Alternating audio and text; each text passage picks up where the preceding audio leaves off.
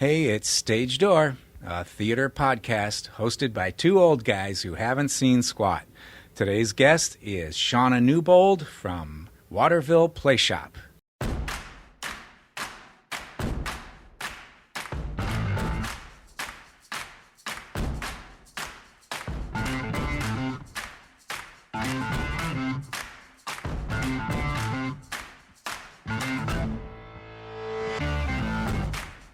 So I haven't seen you in what, 10 years? It has not been that long.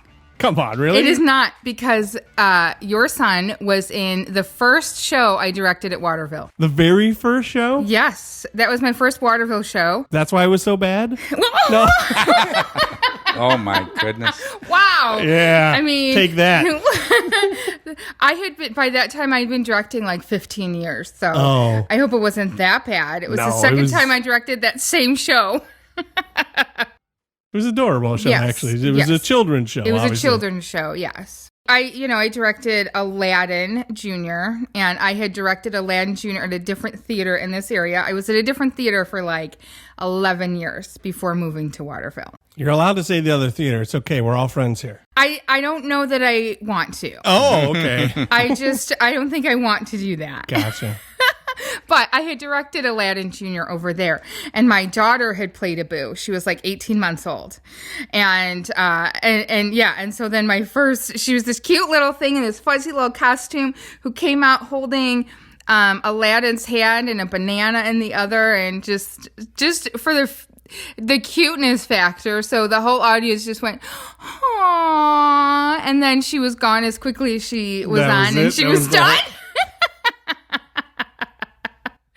Fine. Yeah. So, when I got an opportunity to direct it for the second time and trying to find things that were different, and I remember your son auditioning and going, I want to give him a really fun role. What can we do?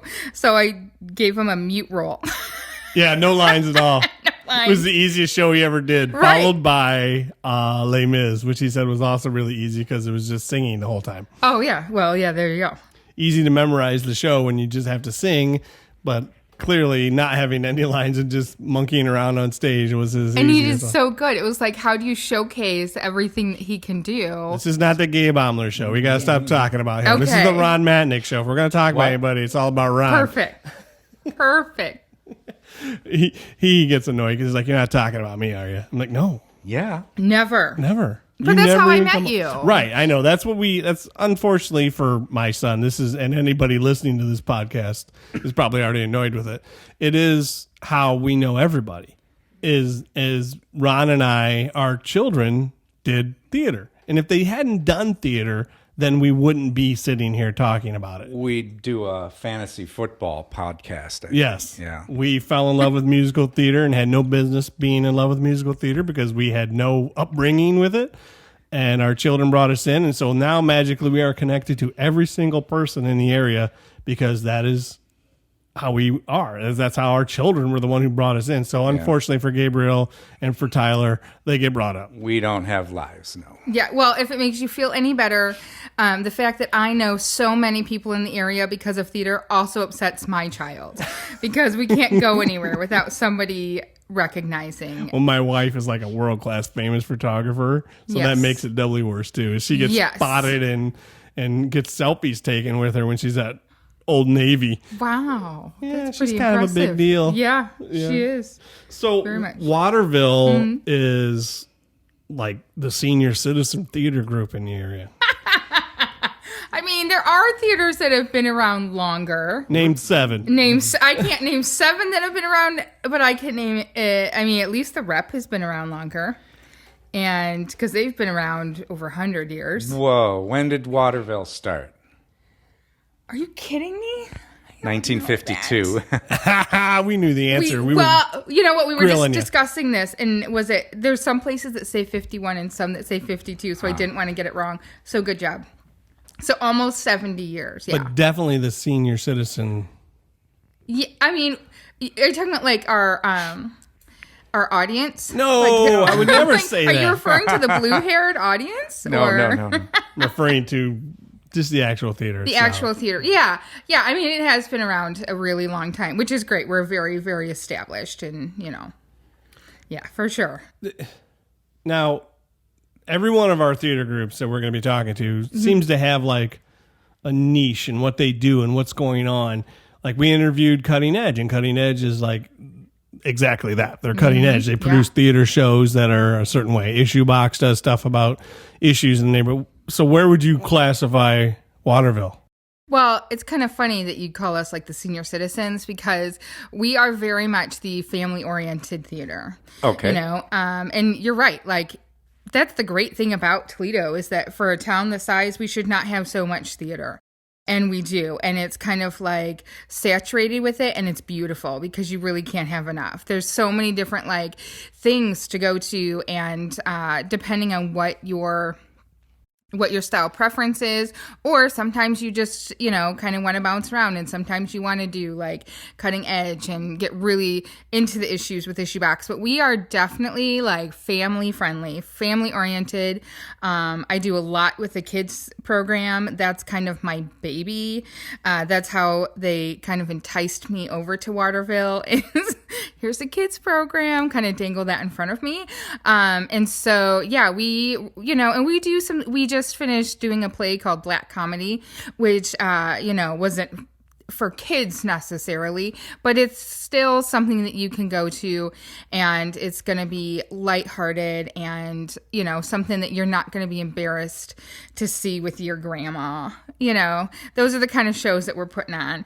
Some of them are, we've done some Spam-A-Lot, which has, it's funny, it's lighthearted. There's some moments, but Overall, when we're picking our seasons, we're definitely focused on what is going to fit our audience. What does our audience want to see? And that's very much family stuff.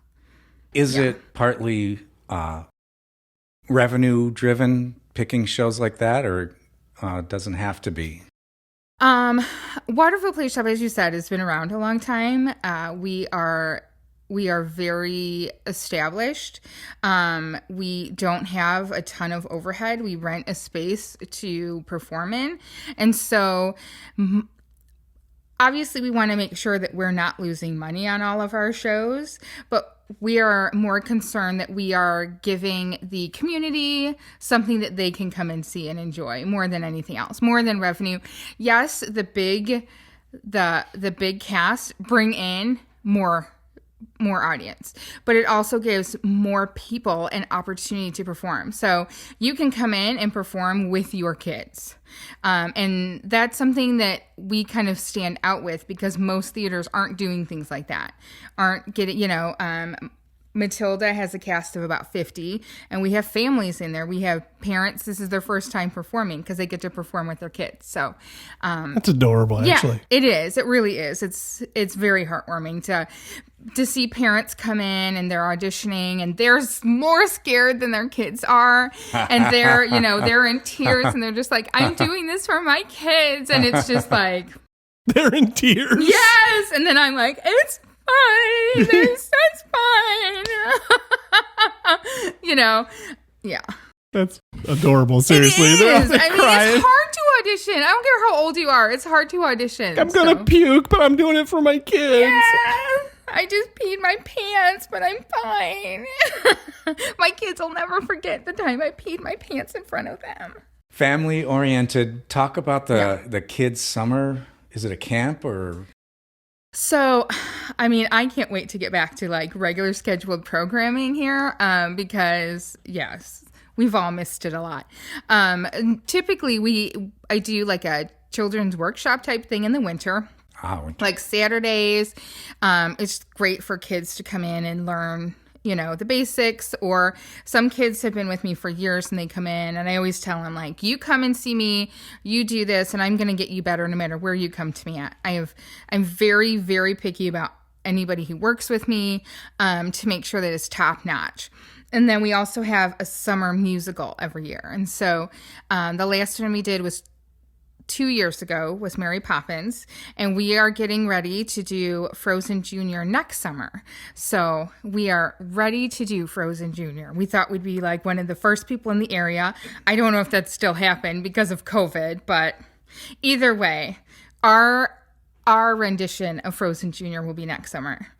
So this winter, we're going to go back to the classes. I believe that we will be ready to do that. Oh, good. Oh, good. So fall show or no? Fall show, we're doing Matilda, which we started a year and a half ago. It was supposed to be in April of 2020. So auditions already happened. It's already been cast? We're using the same cast. Same cast. Wow. Same cast. So all of these kids who are supposed to be in kindergarten and are now 5 feet tall, it's fine. We're going to get creative with our blocking and our choreography. It's going to be fine. And I'm not recasting these babies. They're so good. Some whole families in that show. Whole families. Everybody that auditioned and made it is coming back. There might be a few people that aren't able to come back because of other commitments or whatever. Who's Matilda?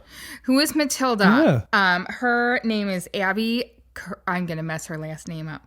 Caracas? Yes. Yeah. Yes. I'm guessing too, by the way. But I recognize the name. I've seen the name written down. More than said, but she is phenomenal. She's absolutely phenomenal. From the Oregon area. Yeah. I do know that stuff. Yeah. See, I stalk lots of people online, Yeah, so I I guess follow you do. everybody and see what's going on. Weird, but I'm but friends with their mother and Yes. Really great family. virtual friends. I can't say I've ever actually met her, talked to her. They're so down to earth and such lovely people. You would never even guess like how talented they are because they're just so down to earth, and so great to work with. Like there's no way I would replace my Matilda. Never. She's so incredibly talented and so great to work with. Like she's just a director's dream. There you go. Yeah. I mean, sheesh. Her head just got, 4 sizes bigger? Like she's the Grinch with her heart growing. Okay, as long as she doesn't use that to leave Matilda and go do something else, I'm okay. She signed a contract. Just kidding. She said, "You're coming here, kid. You don't have a choice." Yeah, exactly. I'll hunt you down. I know somebody now who stalks, so. Will you be able to put swings up on your stage? Yes, we are building swings. Swings. Yeah. Okay. We've started all of this. I mean, we shut down like 3 weeks before we opened, so.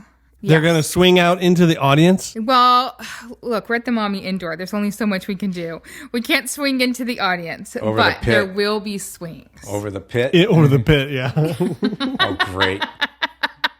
Are you in the pit? No. Okay. No, but it's still great to see it. Yeah. So, you were 3 weeks away from opening night and had to cancel. Yeah. So you're already, Between 3 and 4 you've weeks. already rehearsed for a month and a half. Yeah. Uh-huh. So really, it's refreshing. They're going to have to refresh everything all over again. Nobody remembers any of it. Oh. Nobody. I mean, the choreographer doesn't remember any of it. I don't remember any of it. Nobody remembers any of it. It's been a year and a half. I've taken the scripts back. Nobody remembers. Oh, wow. It has been a year and a half, hasn't it? Yeah. Can you fly things around the room? Look, I am nothing. She's like, listen, mister, shut the hell up. No. It's a great question because I am nothing if not a very creative director. And so there are things that we will be doing to bring the magic onto the stage. I'm not telling you my secrets, though. You have to come see it. Okay. Magic. There is magic. I can't believe how many of these directors are like, we're not telling you anything. Have me back after the show. I'll tell you how it's done. Mm-hmm. What? I reveal no secrets. None. Well, because we want you to come see the show, and then I would totally reveal secrets. Well, obviously, I mean, everybody's going to come see the show. That's a given. Yeah, I hope so. It's great. It's great. Yeah, there's some magic though. Some really cool magic stuff that we're doing. It's Matilda. There's got to be magic. There has to be. Yeah. Did you? Now this is an adult cast too, right? It isn't just. Yeah. Okay. Yeah. I thought so. Yeah. Yeah. Now, I'm familiar with Principal Truncheon. Is that how you say Trunchbull. Trunchbull. Mm-hmm. Yes. So typically on Broadway or in a lot of the productions, Trunchbull is a male that plays a woman, right? And so when I went into casting, I said, I will only do this if this man plays it as a man playing a woman, not playing as a woman, right? Like that's really, really important to me. But the person who came out and was perfect for the role was a woman. Annalisa. Yes. Who? Annalisa Yeah. Never heard of her. Yeah, she's Annalisa what? Clifton. Oh, how do you know her? Morticia. Yeah, she was Morticia, and she is so good.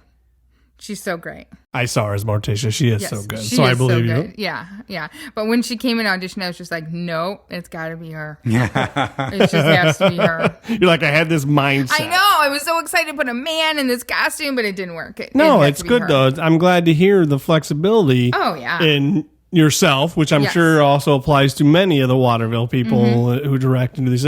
So, like, all these. A lot of my shows, the villain, for instance, Scar, was played by a girl. A blonde, curly hair girl who was very feminine. Like, I mix up these roles all the time. Yeah. Bobby Brannick. I don't know if you remember Bobby. Yes. She was Scar? She was Scar. Oh. She Yes. was also the bad guy in Aladdin, Jafar. Yeah. I started. which she was wonderful. Yes, and I will never forget that conversation with her mom when I called her mom to tell her, okay, just hear me out. I need you to trust me, Kim. And she was like, okay. And I said, I want Bobby to play Jafar. And she legit saw her as a princess. And she just kind of went, okay. But I'm telling you, she ended up getting stereo cast because she's a character actress, and again, that was something that her mom couldn't see. But I think by the time she played Scar, her mom definitely saw that she was a character actress, and that was those villain roles are just too much fun. So yeah, I love mixing all those things up. Like I just do. It's great. So, what's the season then? You didn't quite go into. You just said Matilda. this So season, Matilda, yeah. So But- we know now that Waterville is a family-friendly show. Yes. You're never going to do Spring Awakening. No, we won't. You're ever going to Not do... that there's anything wrong with those shows. Right. Yeah. So we're actually starting with Godspell here in September. And that was another one that's gotten pushed back from the 2020 season. So we got one in there, and that's in September. And then we turn right around in October and do Matilda. And then we don't have another show till April when we do How to Succeed in Business Without Really Trying. So if you are a man interested I am a man. You are? I guess that was more rhetorical, but Oh, okay. sorry. You're looking right at me when you said it. I was like, yeah, I'm I've totally got a two man. in here, so I got cojones. Yeah. this would be a They need old guys. yeah. They need old you guys want to do a show. This is the perfect opportunity, and then we end the season with Frozen Junior in June. So yeah, that, and of course we've got the workshops in there, and we are all just like the board. We are just ready to get on with the season and start producing shows because. So part of my shtick for being in this podcast is I get to meet directors and put myself out there to be cast in roles. And driving here to this podcast, I was practicing Grand Ole Ivy from How to Succeed in Business Without Really Trying. Are you going to share that now? Yeah. Okay, great. No, I'm not going to say No, that. you should. He said, yeah, I like heard yes. It's like a pre-audition. Why not? I don't even know that song. I don't even know that show. That's the beauty of this thing is we don't know crap. and we are learning so much. The question was always like, well, have you seen this show? Have you seen that show? Once we started having children in this, and we're like, I saw Sound of Music. Yeah. And that's all Yeah. I've seen. And theater people always give you that look of, It's like, oh, yeah, that's not. You're so second class. I'm like, all right. Sorry. yes. So 1952 to 1962 were just plays from what I researched. 1962 was the first musical.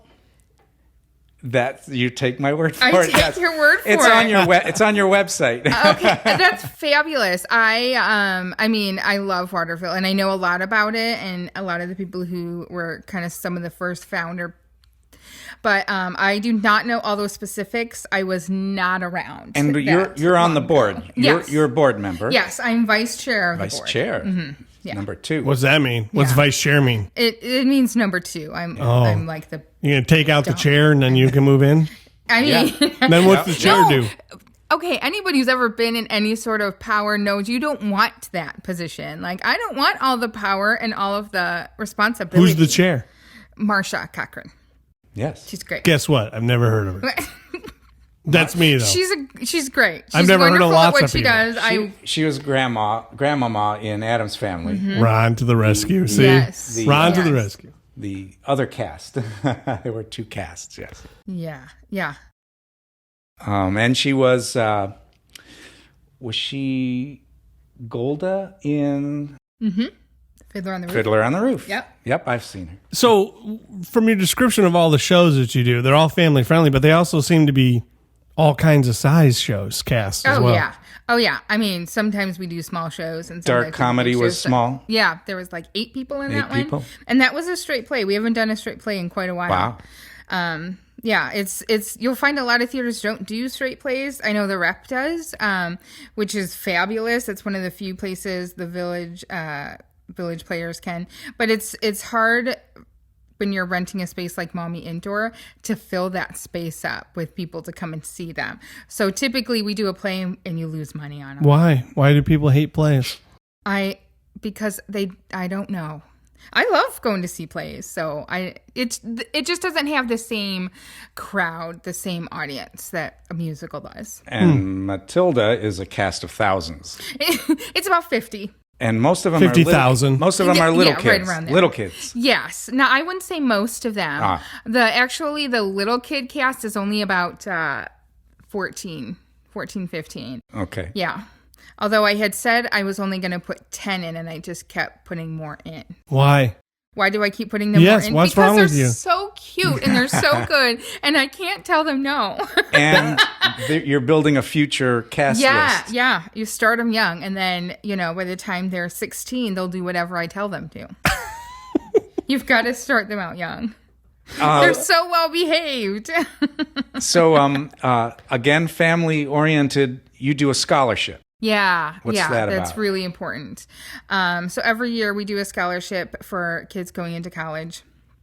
And that's always based on how much they've done with the theater and, where they're going, where they're headed, a whole bunch of different things. But I know for me personally, I won't get involved with any theater that doesn't give back. If they were all about just getting money, I would never have gotten involved in the first place because that's not who I am. My day job, I work in the inner city. So it's so important to me that we see how we can, help and give back to the community who does give us so much. We're only around because we do have wonderful audience and community members who come back constantly to come and see us. So that's just one way that we can do that. Does the town Waterville really support you a lot? Is that? I would hope. I would think. They do. We rent a space from them very inexpensively for us to use as our rehearsal space and kind of a home base. And that's new. Yeah. Because you did rehearse in churches. Yes, that is true. We used to rent spaces from churches, and now we have our own space, which is great. This is my shocked face. I didn't know that information. I'm like, what? It was a firehouse turned YMCA. Turned our center. I didn't know that. Yeah. Firehouse because it has the big doors for your props. And so we can open it up and bring a truck in. And YMCA because they had a pool? I mean, what do you mean? No, there's no pool. No, there's mirrors. Mirrors. Becomes a YMCA because there's mirrors? Dance studio mirrors. Yeah. YMCA. It was not a big YMCA. I was not around when it was a YMCA, but it was not very large. I can tell you that. It works great for our use. We can... Yeah, but there's a dedicated rehearsal space for every show, every rehearsal. Yes. You probably have multiple rooms to break off. And there goes my voice. I'm just turning like Peter Brady over here. Time to change. See, you should definitely be in theater. You definitely need to be in theater. Why? Because my voice cracks? Because you take things like that and you run with it. Because I'm ridiculous. Yes, because you're ridiculous. You are a performer all day long. I see all day. it. So, yeah. I don't understand why you want to do shows with children. You are an anomaly. Everybody runs for the hills, yet for some reason you're like, give me the kids. I agree. And it's everybody says that to me. They're like, yeah, I don't want to work with kids. But for me to do Matilda was like, okay, I really want to do Matilda, so I guess I have to work with adults. I guess I'll have to just deal with it and work with adults because I do. I love working with kids. I love it. Do you like being the tallest one in the room? Is that why? I'm never the tallest one in the room. I'm not even that short, but there's always kids taller than me, like fourth graders or, But yeah, it's definitely not the height thing. It's kids listen better than adults do. I'm sorry, but they just do. Kids listen. I can mold them into what I want them to be, and I can make them better performers. And the kids look at me like I know what I'm doing, right? And so I can just tell them, this is what I need you to do. I remember when I did Lion King and started working with the kids on the way they were going to move their bodies as lions, right? Because I said, you're not getting up there as people pretending to be lions. Like you're getting up there as lions. So this is how we're going to walk. We're going to do all this stuff. And they just all come, what is happening? And by the end, they were all walking like that, even when they weren't on stage, because I made them do it so often. They were more comfortable doing that. But to get adults to do that, there's no way. They would be like, you're crazy. My arthritis hurts. No way. And I get that. My arthritis hurts too. I tell them to do things I can't do. But they're just so moldable. And I can go, this is what we need to work on and this is what we need to improve. And then they just do it. And you tell them, to sit down and listen and they just do it. So, kids are great. I think they're just so much easier to work with than adults. Get those same kids now. Yeah. And do cats. They're already trained. You already got them to be, they're already cats for Lion Cats King. Is one of the worst shows ever written. Oh my gosh. They already know how to be cats, They do. They do know how to be cats. That is true. You hate cats, huh? I do. It's one of those love or hate shows. It's just a weird show. I don't know. So Waterville won't be doing it anytime soon? I won't be directing it. The rights to that, I would expect, would be very, very expensive. I don't know that they have community theater cats yet, but yeah, that's an interesting show. Again, if that's all adults, though, that's not my forte. I'd much prefer the kid show. Yeah, most people aren't like fighting me for the kid shows either. Nobody's coming to me going, no, I want to take over the kids program. You're right. Nobody says that.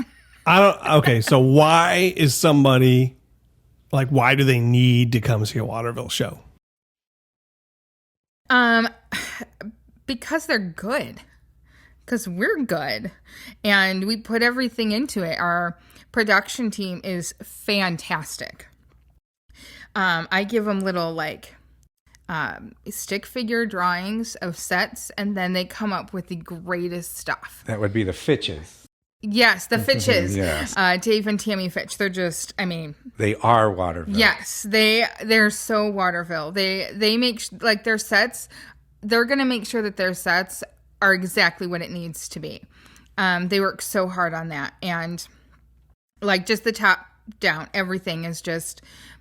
It's the quality is there. It's great quality. You're going to come into good quality and good people, genuine people. We don't put up with a lot of the diva stuff. Mm-hmm. That's not really who we are. We're family friendly stuff, people. So when you come, you get that. Most people, I don't live in Waterville, but most people on the board, they're all from that community. And so it's such a small town community kind of atmosphere in what feels like the heart of Toledo, because you don't really get that here. It's so, I think it's the best theater. It's the one I work with. I'm pretty picky. I think they have a great reputation. I counted on your website 218 shows have been done by Waterville since 1952. Yeah, lots of them. And I remember after Fiddler on the Roof, a lady came up to me and said, that was as good as anything I've seen on Broadway. That was so good. And that's the kind of shows, yes, people come up and say that. Well, and you also... I can speak as a director that my performers, it's important to me that when they get done with the show, that they feel really good about themselves, that they are proud of themselves. And if that's not happening, I'm not doing any more shows. Like there's no point in doing a show if every person doesn't walk off that stage and go, I'm so proud of what I just did. I did something that was really hard. I pushed myself. I became a better performer. And we all, everybody feels good about this. There's not the fighting, because that's not, we don't tolerate that. But yeah, like it just needs to be that feel good. It's the cast is a family, and you can tell when you see a show if there's that chemistry or if there's none. And I think that's one of the things that sets us apart is that we are such a family, we're always looking to bring new people in, we'll put out a season and go, who wants to direct? Who wants to come in and direct? Who wants to join our board? We don't want it to be this one club of people who do everything. We want to bring in other people. But at the same time, we are such a tight-knit family, that when you join us, you've joined us. And you have to. You're a team. It's just like playing football. You're a team that has to, win the game. I mean, I don't really know if it's a lot like football. I don't know sports, but I'm assuming that the whole ball catching thing, you gotta trust that when you throw the ball, someone's going to catch it. That's why I don't play, because nobody can trust that I'm going to catch it or throw it. Either one. But, when you're on stage, you just trust everybody, and that just makes a big difference.